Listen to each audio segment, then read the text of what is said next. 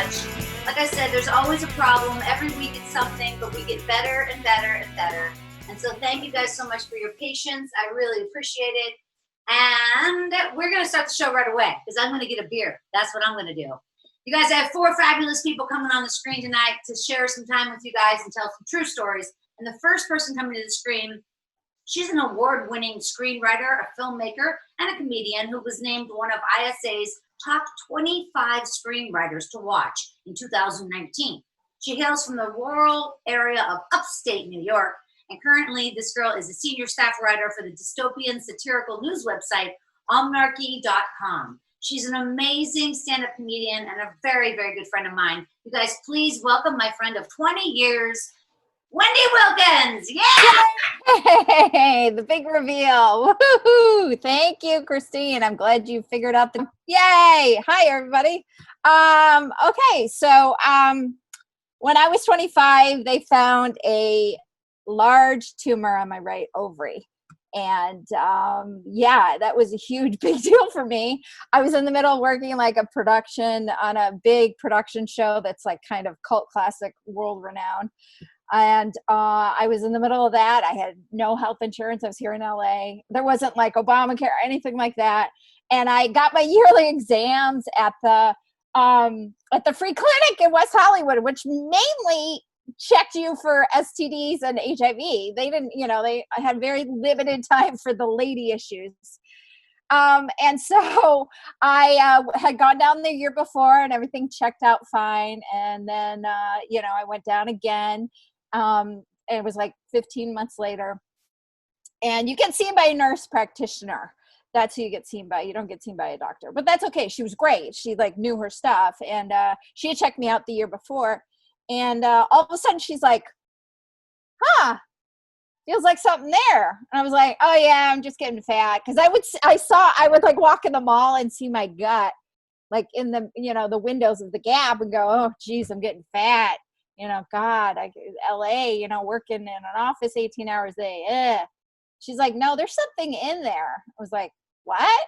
She's like, haven't you felt stuff? I go, no, I mean, I can't sleep on my back anymore because it feels weird. So I have to sleep in this weird position where I shove my fist underneath my hip to like kind of prop up that side of my body. And she's like, okay, all right. Well, from what I'm measuring, it's 16 centimeters. That's like pretty big. I was like, okay. She's like, okay, I'm going to refer you to get an ultrasound.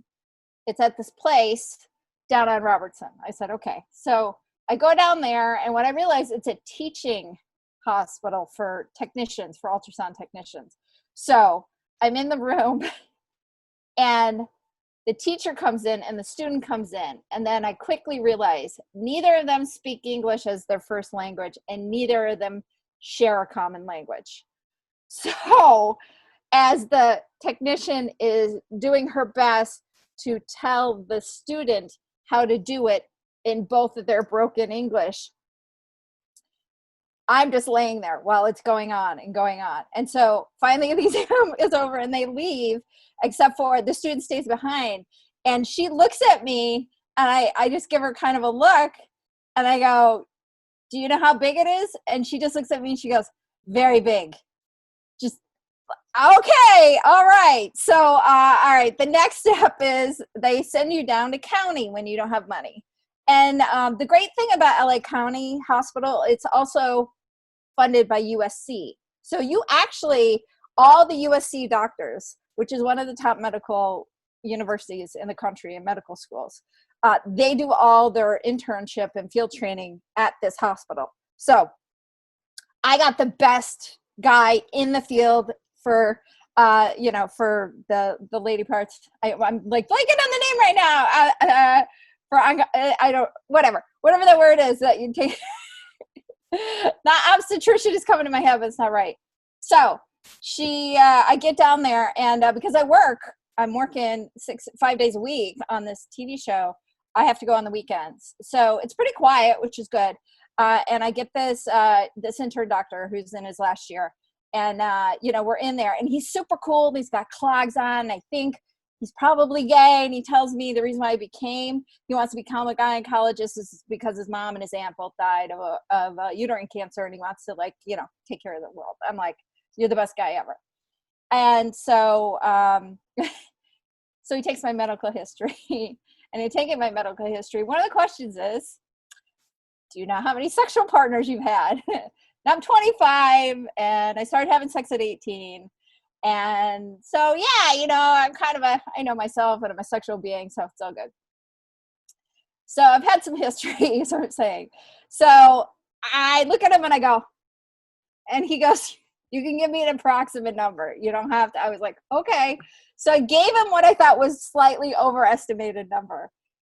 And then I got an appointment for the next week to come back and see him to get some test results. And in that week, every time I was doing something that I wasn't thinking about anything, like driving or washing the dishes or taking a shower, I would remember another one. And I go, oh yeah. You know, like, and so by the time I got back to him, my number had doubled. I was just like, really? I'm a bigger hole than I thought. It's okay. So I finally get in, and I get to see the gynecologist who's like the major fellowship. He's like the top gynecologist. He's about ready to finish his residency and go head some gynecology in Nashville.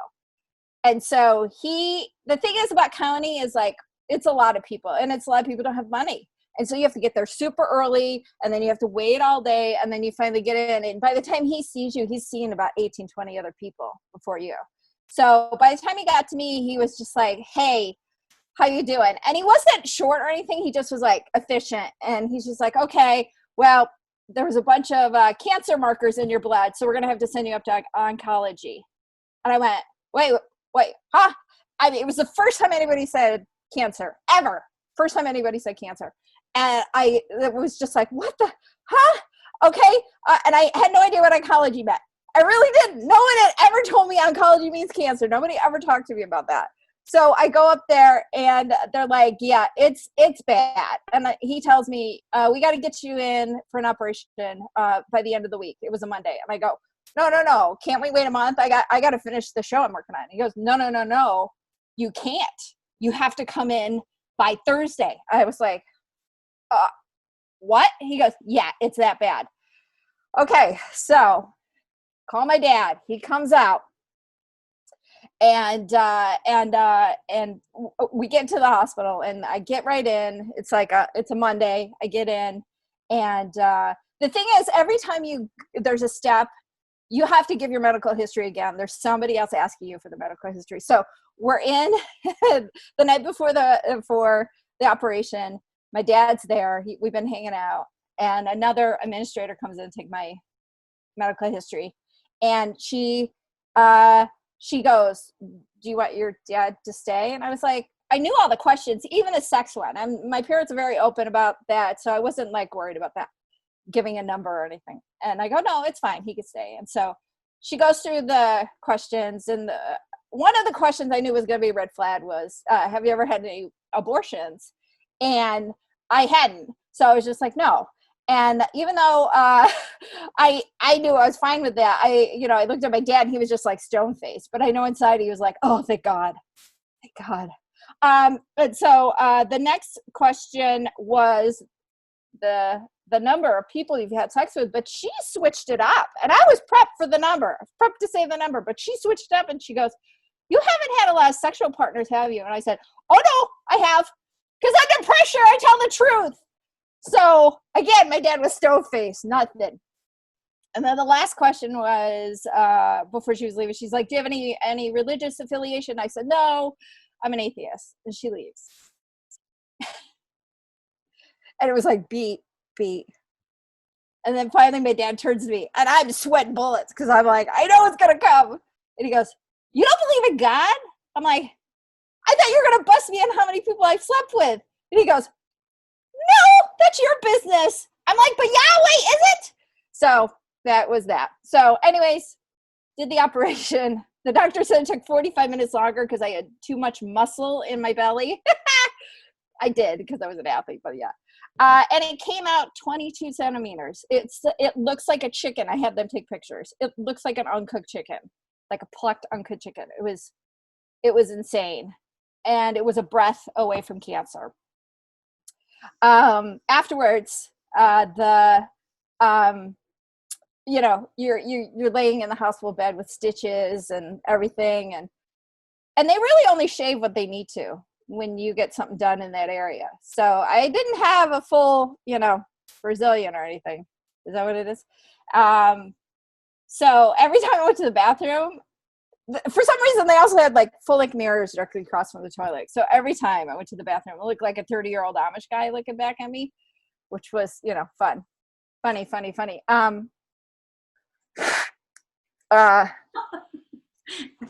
I don't know how much longer we're supposed to go, but I did a few more things, if that's okay. Yeah, go ahead. Okay. So right after, you know, like they follow you up for like the next 6 months, and I had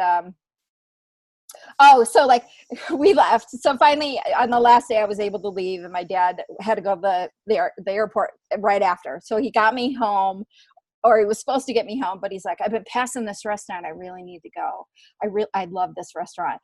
It's intrigued me. We got to go before I go to the airport. And I'm like, okay.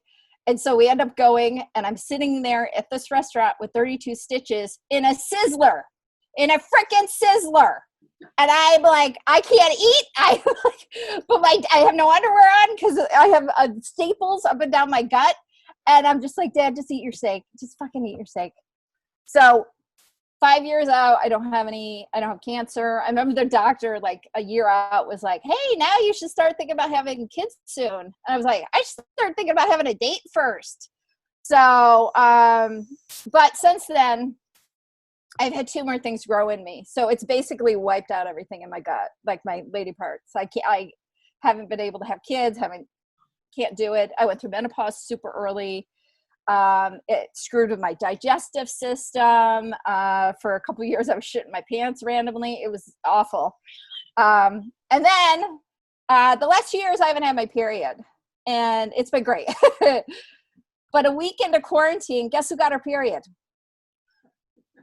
I got my period. It was like my uterus was like the National Guard getting called back up to active duty. Wendy, we don't know how many people are going to be left after this thing. You got to help. You got to come back in. You got to get back in, girl. All right, let's Sarah Connor it up. All right, thanks. That's me. Yay, Wendy Wilkins. You're adorable. I love you so much. I'm so glad you're okay. Me too. Yeah, man, I'll tell you what. Thank you so much for sharing that story. Is everybody okay? Is anybody sweating? Because I was sweating. You're not sweating, right? You like it. I'm completely sweating. I'm sweating through everything. Well, it was like 97 in LA today. Yeah. But listen, you guys, again, thanks for being patient at the top of the show. Every week it gets better. So next week, I know where the share button is. You see? It's very exciting. All right, you guys, listen, I want to tell you that after the show tonight, we've got Story Smash coming up. And again, that's going to be better than ever. Got the big stage, the wheels coming in, the clock's going to be here, and Blaine Patch is going to be judging along with Mark DeCarlo. So stick around for Story Smash. But right now, you guys, I want to bring up this guy who is really a wonderful storyteller, and he runs a fantastic show in Pasadena. It's called the Off My Head Storytelling Show, and I was fortunate enough to do it.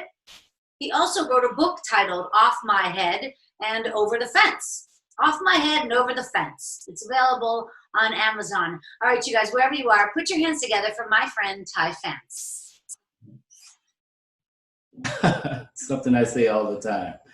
Oh, well, interesting enough, the story I'm going to share tonight is it's one I really don't like to talk about, to be honest, because I kind of have a little bit of an ego. And it happened a few years back when I used to be regularly a comedian. And I had just performed a show, and I was so excited about it that I wanted to get better. So I recorded it on my phone, and I decided to go to the local Pasadena main library to listen to it and try to edit it and find out what was working. So here's what's happening. I'm sitting at one of those big research tables in the main library on the main floor. And I got my laptop, and I've taken out my headphones, and everyone around me is pretty much studying, reading quietly, writing. A few people taking selfies. I guess they haven't been to the library in a while. They want people to know that they're there. And so I'm sitting by myself on this very, very large table.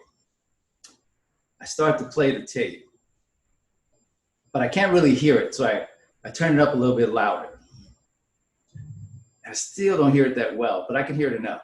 And what's happening is there's parts of the tape that's really good, where I'm getting good laughs.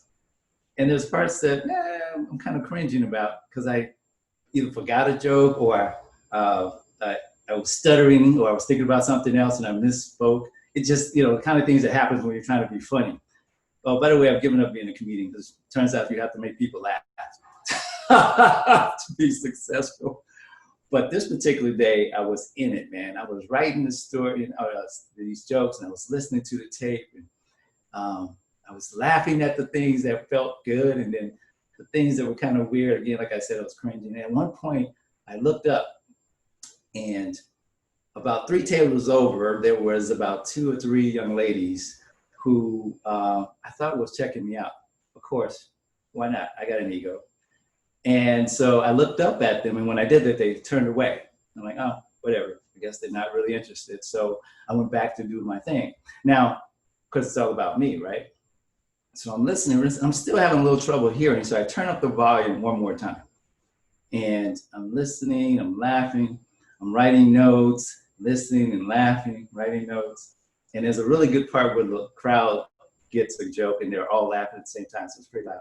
And I play that over and over because, again, it's about me. So I'm doing this, and right about that time, a security guard walks past me, gets to the door, turns around, and then comes over toward me. And I see him, and I'm thinking, probably wants to know what I'm laughing at because I seem to be having such a great time. He comes over and he points at my laptop. And I look up, I'm like, huh? And I can't hear him. So I take my headphones off. And at that time, I noticed I could still hear the sound really, really clearly. And I tell him, I'm sorry, it's kind of loud. Let me turn it down so I can hear what you're saying. So I go to turn it down. Now, this is when things start to get a little interesting because I go to turn the volume down. And as I'm pushing the button, I glance down between my legs and I notice that the jack for my headphones is laying down between my legs. It was never plugged in. Now, I don't know if you've ever been in that situation where you were so convinced that people were having such a perspective about what you were doing, and you had this idea of what they were thinking, and then it dawns on you, no, you're totally wrong. Well, that's kind of what happened, and I just wanted to disappear. I just wanted to, if I could have, I would have sunk into that parquet floor and just went away. But of course, I couldn't do that. I just smiled.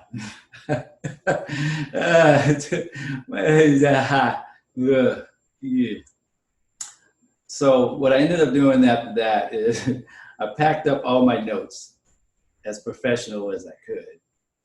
And then I turned off my computer, let it power down, closed it as politely as possible. And then I grabbed both pieces, stacked them on top of each other, and I shoved them into my backpack. I'm still watching the security guard. And I zipped it up, and I got up, and actually, without them even having to ask me to leave, I decided to just start walking toward the door. Now, what was interesting is everybody in there was watching me. Now, I like the center of attention. I gotta let you know, this is kind of not what I was looking forward to. And I just felt so embarrassed. I felt like the biggest jerk. So as I eased out the door with everybody watching me and followed very closely by a very slightly annoyed security guard, I just slinked on out of there. And that's probably the last time I've been there. I haven't gone back since. Just hope the next time it won't be so embarrassing. Thank you. right. All right. All right. All right. Wow, that was beautiful. See, that was very beautiful. Way to go, Thai fans. I love it. Thank you so much, friend.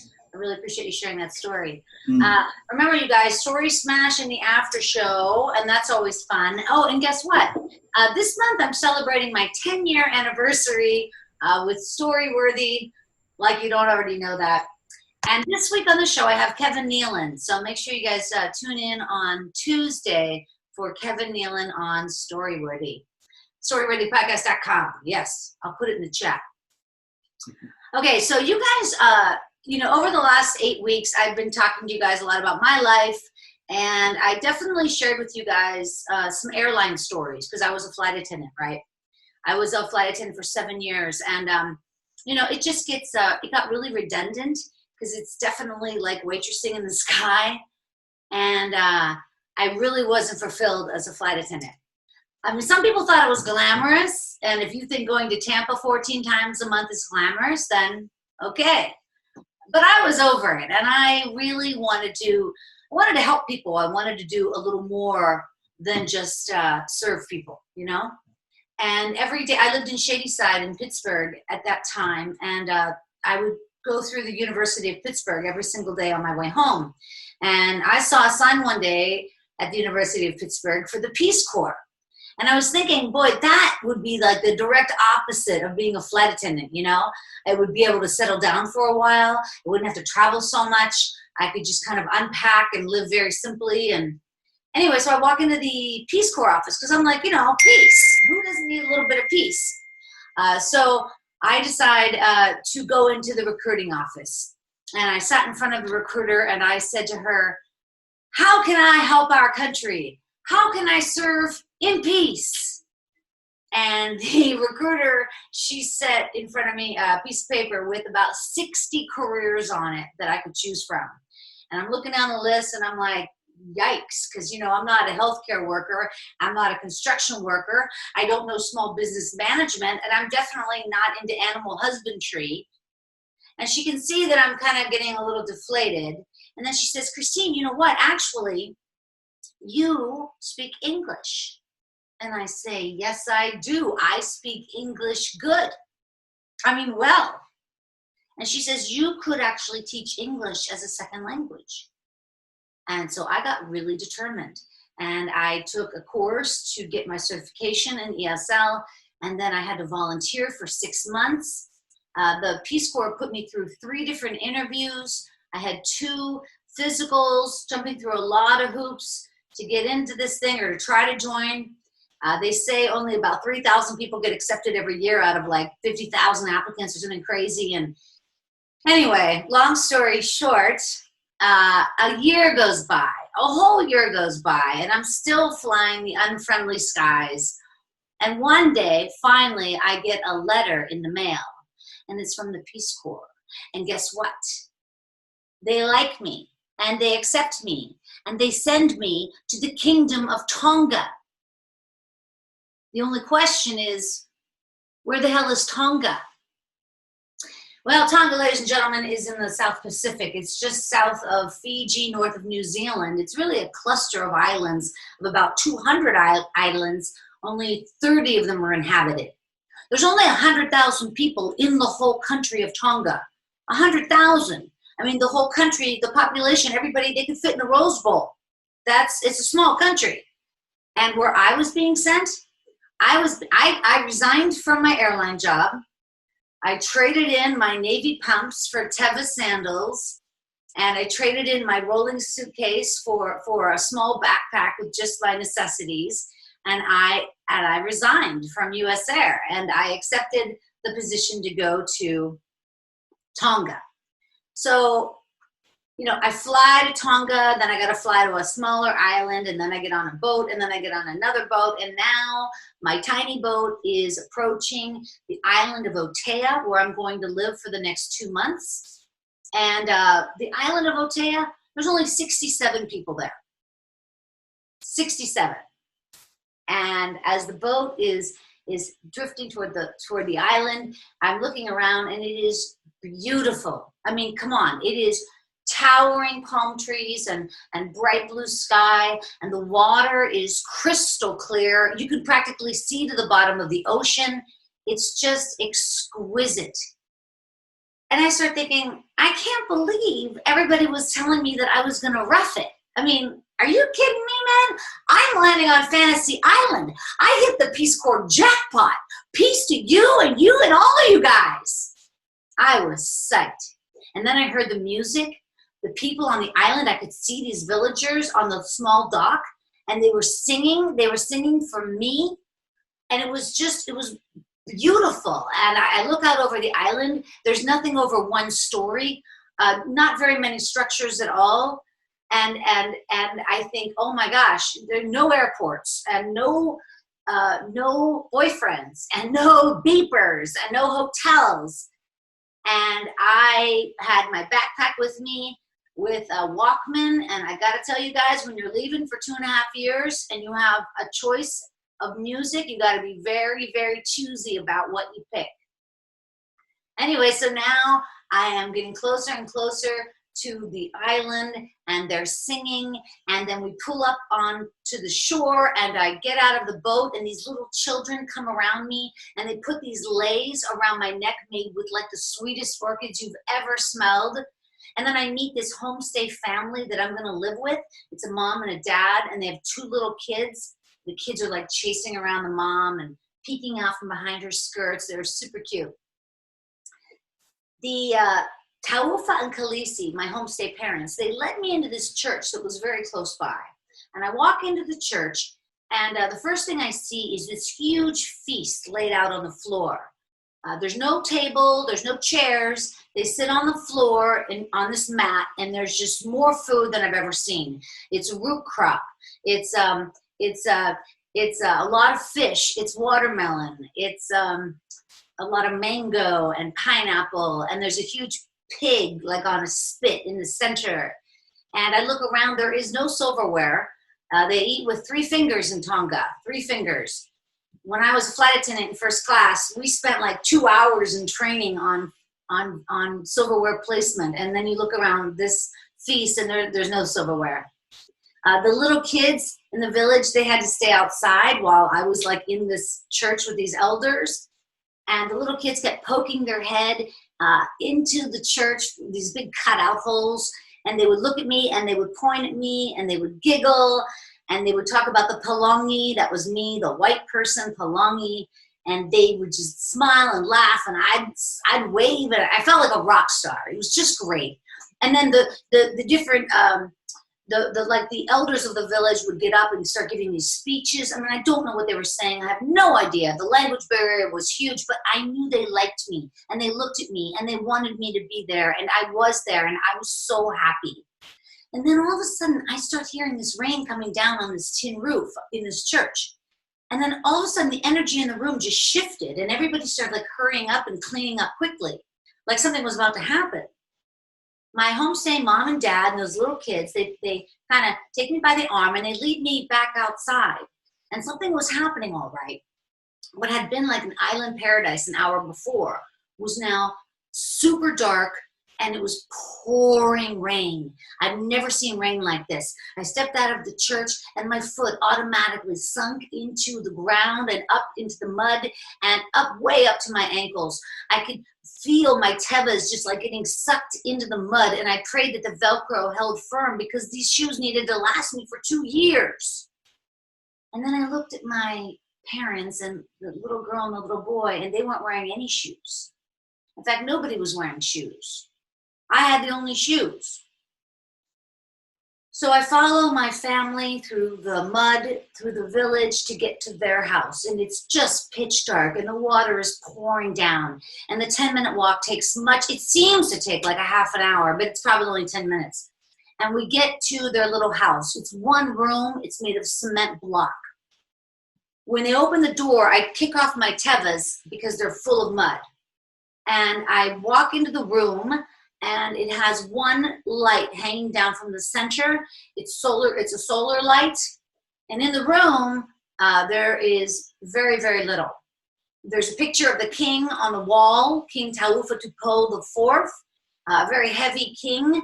I weighed about 450 pounds. And when he walks through town, he's got these guys that stand right behind him, not for security, but they carry a chair. So that when the king wants to sit down, he can just sit down. In the room was also a curtain kind of separating it in half, almost in half. And they gestured that the one half was for me. And I look on that half, and there's like a little sponge bed with a mosquito net over it. And I realize that's where I'm going to sleep. The entire family of 4, they sleep on the other side of the curtain on mats on the floor. The family hands me this old towel to dry off. I dry off. Then they lead me to a chair. There's only one chair in the room, and it's like a white plastic chair for the yard. Yeah, they sit me in the chair, and then the 4 family members sit on the ground in front of me, looking up like they can't even believe I'm breathing. Taufa, the father, named after the king. There's a lot of guys in Tonga named Taufa, all after the king. Taufa says to me, Christina, America, do you have car? Yes, I do. Taufa, I do have a car, thanks. Christina, America, do you know Clinton? No, I do not know. I do not know Clinton, but I did vote for him. Christina, America, do you have moon? Yes, we do have a moon. You see that, Taufa? We have a lot in common. We have a moon, and you have a moon.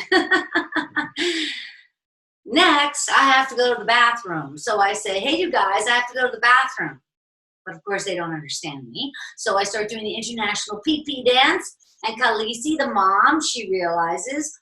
And so Khaleesi and the father and the 2 kids, all of them, proceed to walk me outside of the house. Everybody's back out in the rain. I step down now, and my foot is like all the way up to my knees, practically in mud. Not to my knees, but like mid-shin. I see my teva sitting there, but I think, well, screw it. I mean, I guess I'm not wearing shoes for 2 years, and I just don't even bother putting them on. And by the way, I grabbed my little Peace Corps flashlight out of the backpack, which was a good thing. Grab that flashlight out. So now we're walking through the yard, I guess, to find the bathroom, which is a latrine, of course. And we stop in front of it, and it's like a little blue hut, like a tiny little closet by itself. And the door is a coconut frond. So I open the frond, and I take my Peace Corps flashlight, and I shine it around into the dark space. It's like the space the size of a closet. And it's dark, and it looks creepy, but what am I going to do, you know? So I step inside. Now, I don't want to shut the door, but I don't want them to think I'm some sort of weirdo. So I pull the frond shut. The toilet is like up this high. It's like 3 feet off the ground. There is, I don't know, it's like a hole, really. A hole leading to nothing. Just black, dark. So now I have to put my hands down on the toilet, whatever, and I have to jump up onto the toilet seat. I have the flashlight in my mouth. I have hitched up my skirt. I am now sitting on the toilet trying to pee and relax. And all of a sudden I hear it. And I take the flashlight out of my mouth and I shine it around, and there are cockroaches. Cockroaches, huge black cockroaches, and they're flying and they're dropping into my hair and they're running across my hands, and I scream. My family's outside. They say, Koiha, which means, are you okay? Are you okay? And I say, yeah, I'm okay. I'm a Peace Corps volunteer. I'm fine. Then there's urine down my legs. I mean, forget it. There's pee everywhere, but I get off the toilet thing and I look for toilet paper. There's no toilet paper, you guys. And there's never going to be any toilet paper on the outer islands of the South Pacific. Later on, during my stay on Otea, I ended up using the International Time magazine that the Peace Corps provided each one of us every month as toilet paper. I was literally wiping my butt with Bill Clinton's face.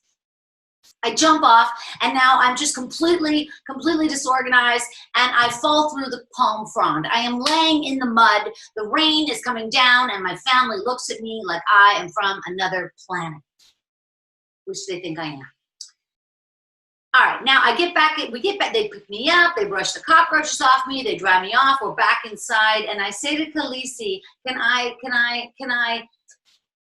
brush my teeth? I make the international sign for brushing teeth, and so she takes me back outside, but now I'm underneath the tin awning, and she brings me another bucket, and so I put the bucket on the ground, she puts the bucket on the ground, I've got my toothbrush, I put my toothbrush on the ground.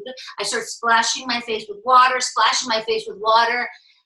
and I look up and I see coming from out of the darkness a pig running straight for me. He grabs my toothbrush in his mouth, he turns around and he leaves, he's gone. And I say, take it. Anyway, guys, that's my first night in the Peace Corps. Thank you. Thank you very much. All right, you guys, moving right along. We got 2 more stories coming up. This is going to be a lot of fun. Here we go. This next girl, she's super talented. She's an actress. She's been on Curb Your Enthusiasm. And if you know anything about Curb, she was on the ski lift with Larry David. And she was like playing this Hasidic Jewish woman. And she couldn't be seen with a single man after sundown. And so she jumps off the ski lift. It's super funny.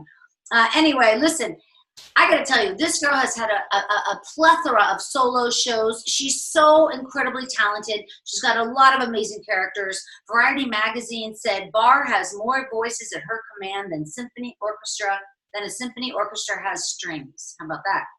And right now, she hosts a weekly podcast called X-Ray as her alter ego, Raylan Casper White. Please welcome my very good friend, Aris Bahr. Yay! Hi. I use the new Zoom feature that says improve appearance. I don't know if you guys are familiar with that. So I did that. So I think it smoothed me out. So I feel great because I look great. When I started college a little late because I was in the Israeli army for 2 years. And so by the time I got out of college, I think I was about 20, I don't remember what I was, but I was in my early 20s and I moved to New York and I was really excited. It was my birthday.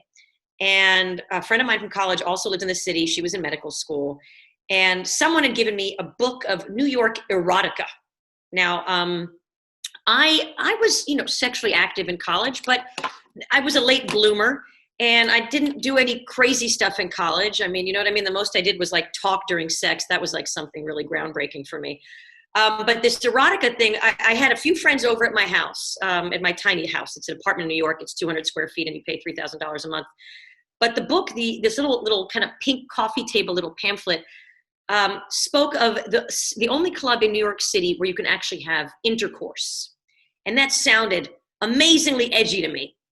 And I said to my friends, there were like 3 people there. I said, we got to go. Let's go to this place. It used to be called Plato's Retreat. Then they changed the name to La Trapeze. It was the only club where you can legally have intercourse. I'm like, let's just do this. And I was dating this guy, Mark, at the time, and Mark was into it. But I read that you have to come as couples. So right now I had a friend of mine and another friend who were not a couple. They just met each other. And I'm like, are you guys cool with this? And then I had another friend who didn't have a partner. So I texted. I didn't text even at the time because we were having pagers because I'm that old. I called a friend on a landline and I said, you want to go to a sex club? I have a friend here from out of town and he's single and we're all going because you have to come as a couple. Because I guess they don't want a bunch of horny dudes, just, like they don't want a 96-to-1 male-female ratio. And my friend's like, sure.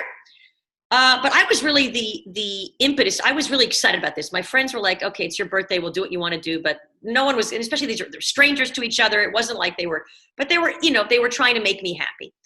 So we get there and it's expensive.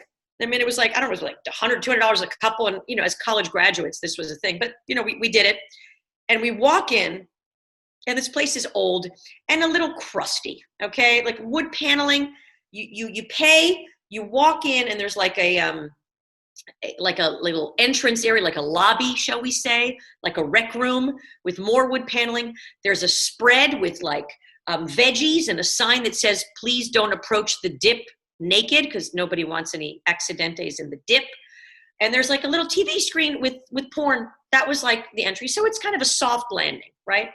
So we're kind of looking around, getting our bearings. We have to go to the locker room because you're supposed to disrobe.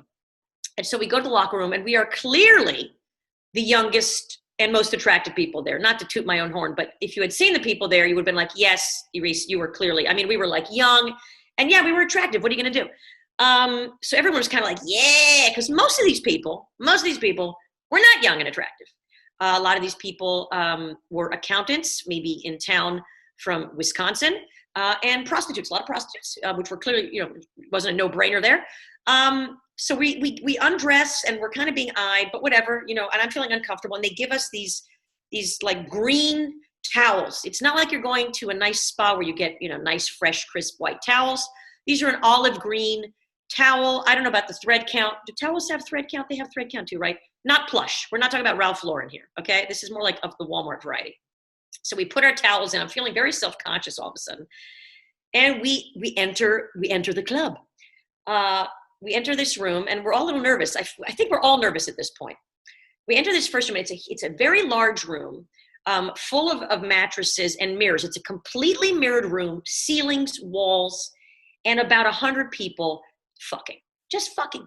Now, again, I want to remind you, this is not eyes wide shut.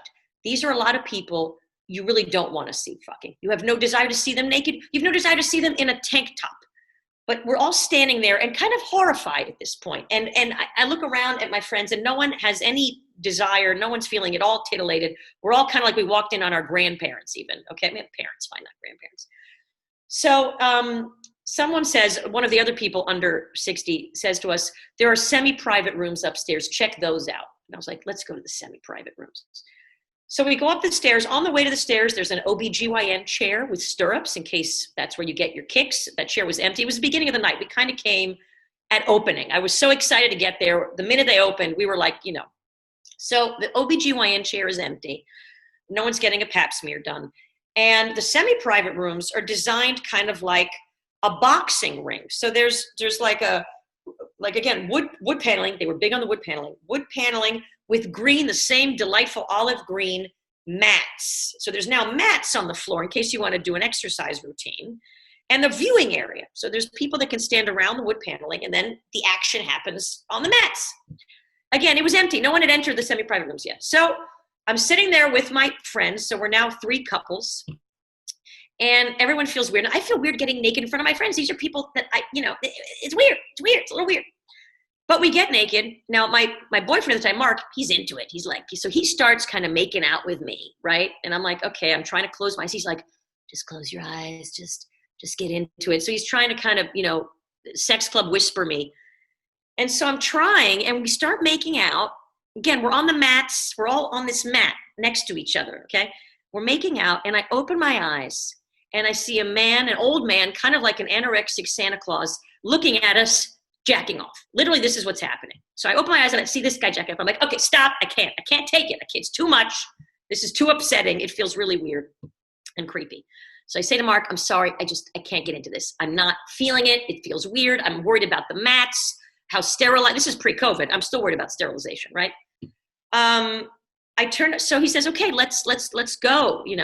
I turn around, and my 4 friends are 69ing each other, going to town, having the time of their life. Literally, I had made out with Mark for about 9 minutes, maybe 4. I turn around, literally 69ing, and there's a crowd. There's a crowd watching. They're doing the show. They're doing their own little eyes wide shut, fully into it. At this point, I'm horrified on several fronts. I don't want to see that, but why are they doing that? And why are they having fun? And why am I neurotic? And wasn't this my idea? And shouldn't I be into it? And why does this guy have to be there in the back? So I say to Mark, I'm going down to watch some porn and eat some dip. Maybe not dip, but a carrot stick. He's like, okay. I don't remember. I got to be honest with you. I don't remember if he stayed, if he came down with me. At this point, I didn't care.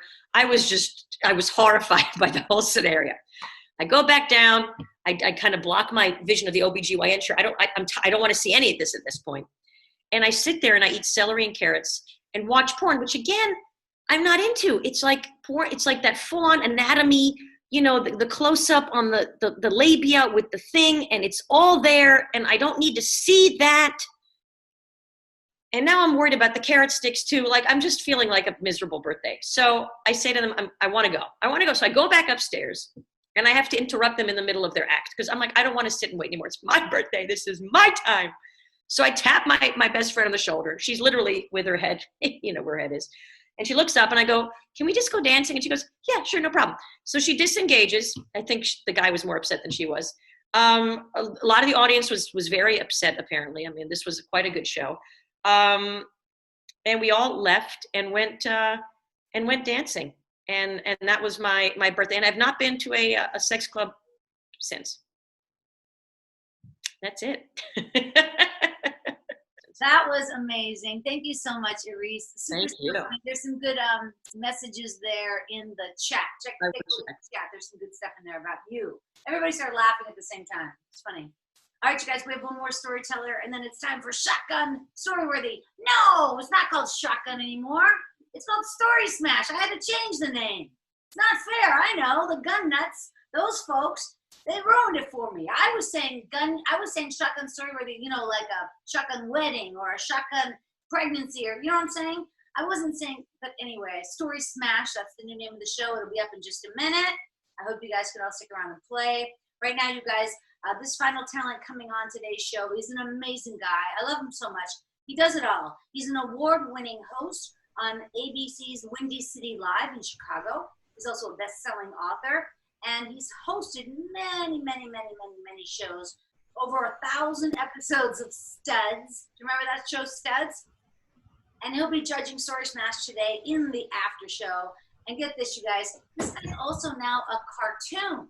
Yeah, he's a cartoon character named Bofo. You heard me, Bofo. All right, you guys, wherever you are, put your hands together for the very talented Mark DeCarlo. Hey, Christine, how are you? Yay! So glad to have you, man. So good to be here. What fantastic stories we've heard so far. Thanks for having me here. You know, baseball players are reporting on Monday. No, the baseball season starts on July 23rd, so I thought I would tell a baseball story of mine. I'm originally from Chicago. Been living in Los Angeles since college.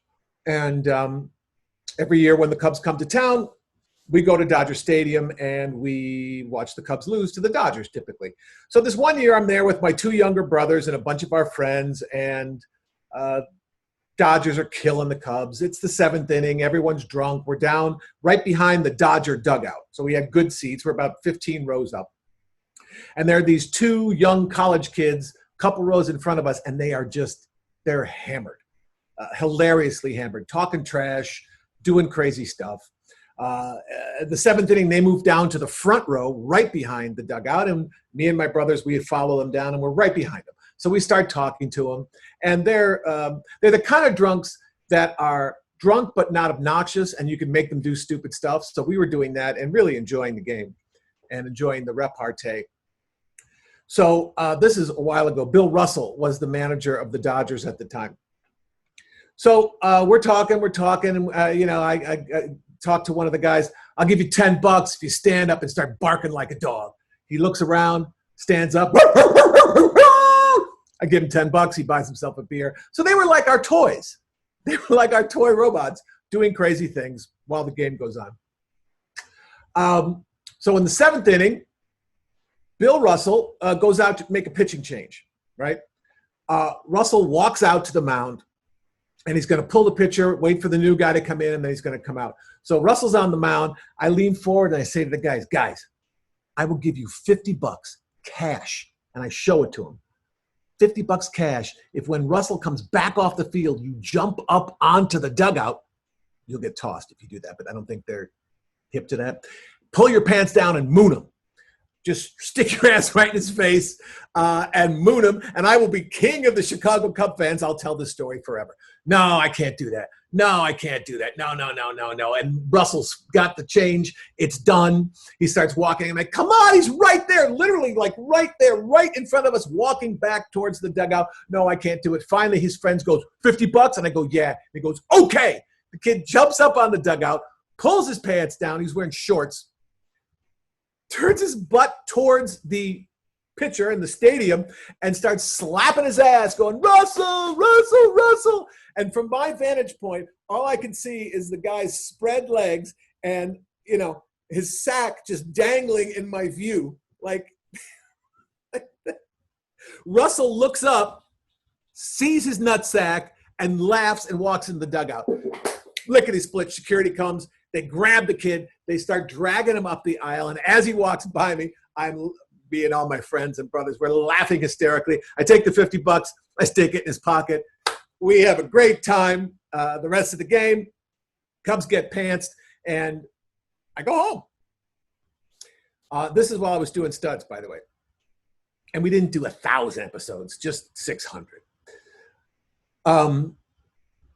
Next day, in my house, laying around, the phone rings, and I hear, is this Mark DeCarlo? Yeah. This is Josh Phillips from the Los Angeles Police Department. We understand that you were involved in a sex crime last night at Dodger Stadium. Like, sex crime? What? Oh, that kid. Oh, yeah, I told him to pull his pants down. Oh, yeah, I gave him money. Of course, I denied everything. Nope, I think you got the wrong guy. You're Mark DeCarlo from Studs? Yes, that's me. Sir, that's not the report that we have. I'll have the district attorney contact you. And the line goes dead. And now I'm starting to freak out. I'm thinking, oh, my God. All right, I'm a grown-up. If that kid was under 18 and I gave him money to pull his pants down, the judge, I mean, at that point, my defense would be, I'm a comedian. I thought it was funny. And as the time went by, I realized that might not work. Luckily, my little brother is a lawyer. I call him. I tell him what happened. He's like, all right, don't answer the phone. Don't do anything. I know a friend at the DA's office. Let me call her. I'll work it out. We'll see what happens. So I hear nothing. Finally, at like 5 o'clock to 6 that day, he calls me up and he goes, Mark, get out of the house. They're coming to arrest you right now. I freak out. I get out, I get in my car, and I drive away. I drive to a different part of town. I crash on a friend's couch that night. I'm shitting bricks. I call my brother the next day. I said, okay to go home? Yes, it's okay to go home. I go home. There's in the door jamb. There's a LAPD detective card stuck in the door jamb. I'm freaking out. I don't know what to do. I call my brother, the lawyer. Dan, what can I do? Could it be possibly a sex crime? And he says, yes, if the kid was underage and you didn't really pay him money. Did you actually give him money? I said, yes, a deal's a deal. And he goes, well, I mean, technically if that kid pressed charges, that's a sex crime.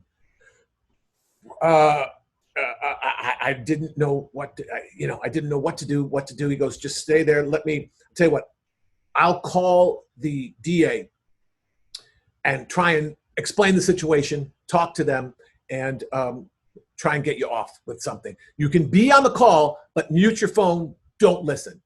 Okay. All right. So my brother calls his friend at the DA's office downtown. I'm on mute. And she starts asking him questions and probing about what actually happened. And his answers are incredibly stupid. I mean, just recently, he was voted one of the top 5 litigators in all of Los Angeles. So he's a good lawyer. And I'm not a lawyer. And he's answering her questions like it's the kind of shit you would see on a TV show when the bad guy makes a mistake and says, no, I didn't really mean. He was getting eaten alive by this woman. And she kept asking, well, yeah, oh, gee, I guess you're right. Yeah. So in fact, if the kid was under 18, that would be a sex crime, wouldn't it, Mr. DeCarlo? I guess, yeah, I guess it would be. So he's burying me. And finally she's like, well, I'm sorry. We're going to send a team over to the house right now and pick him up for questioning. And there's a dead silence. And then they both start laughing hysterically. And it turns out it was all a setup. My little brother had seen the kid that got yanked out of the stadium as he was leaving the stadium separately from me. The kid told him what happened. They just kicked him out. He didn't get in trouble. And my little brother saw an opportunity to get back at me for all the things that I had done to him over the years, which, to be fair, the tables needed to be equalized. And it was the biggest practical joke. My ass was that tight. I was so nervous. But I ended up not going to jail. And it was, Christine, that was my view. I just see the guy's nards hanging and the manager's face going like that. It was the funniest thing I think I've ever seen in real life. Oh my God, they were that big? This is, objects may appear closer than they are large, but it's clear as day. I saw them, and Bill Russell looks and laughs and just goes into the dugout. It was, you know what? And it's that spirit in which I welcome baseball back to the national conversation. I hear what you're saying, man. Honestly, no kidding. Mark DeCarlo, you guys, wherever you are, put your hands together. This is amazing. What a great night. The room is practically filled, which is super exciting. Every week it just gets a little bit better. And so right now I'm going to be handing it over to Blaine Capatch, if Blaine's here. I think he's here. And Blaine is going to be taking over while I set up for Story Smash. You guys stick around because everybody gets to play a true 1-minute story. You'll spin the wheel. It's a laugh. So one more time, you guys, on behalf of everybody that told true stories tonight, I really appreciate it. Thank you so much. Wendy Wilkins, my friend. Thanks, Wendy. Yeah, let's see you. Aris Bahr. I love you, Aris. Ty Fance, always a fan. And Mark DeCarlo, he's going to stick around. He's going to be a judge on Story Smash. So you guys, if Blaine is here, do we see Blaine? I'm not sure. How about this? Mark DeCarlo? Yes. Oh, boy. Why don't you take over for a second? Say hello to everybody. I'm going to let everybody on the screen who wants to come and play the game. Everybody's going to be able to come in now. And but I have to say before for the video, on behalf of everybody tonight, thank you so much again. My name is Christine Blackburn. Good night.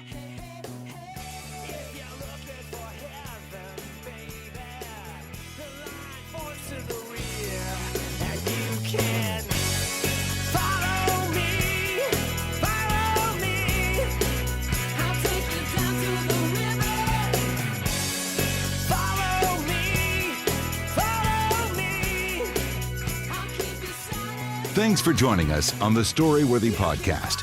We'll be back next week with all new stories. Subscribe to Storyworthy on iTunes and visit the Storyworthy website at storyworthypodcast.com.